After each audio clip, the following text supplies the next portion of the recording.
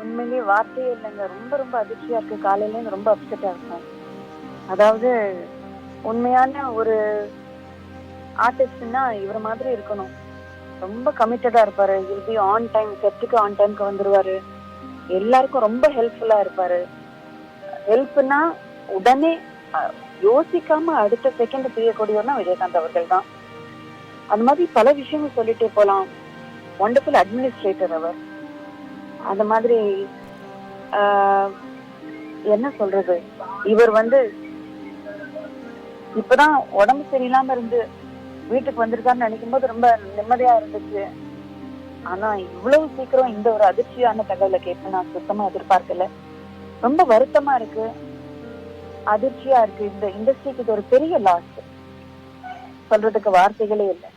அந்த குடும்பத்துக்கு என்னுடைய ஆழ்ந்த இரங்கலை தெரிவிச்சுக்கிறேன்.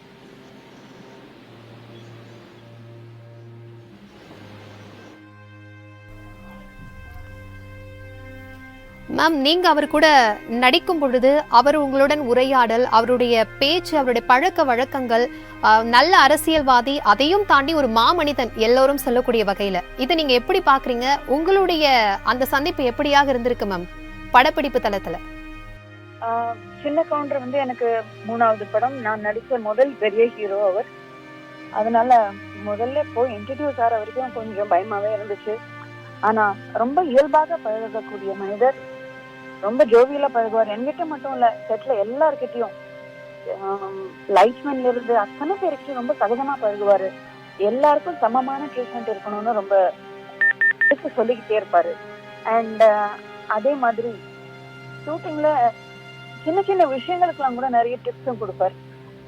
ரொம்ப ப்ரொடெக்டிவா இருப்பாரு. இப்போ ஒரு செட்ல நிறைய கூட்டம் இருக்கு, ரோட்ல இல்ல சண்டேல இந்த மாதிரி இடங்கள்லாம் ஷூட்டிங் பண்ணோம்னா ரொம்ப லேடி ஆர்டிஸ்ட் மேல ரொம்ப கவனமா இருக்கணும்.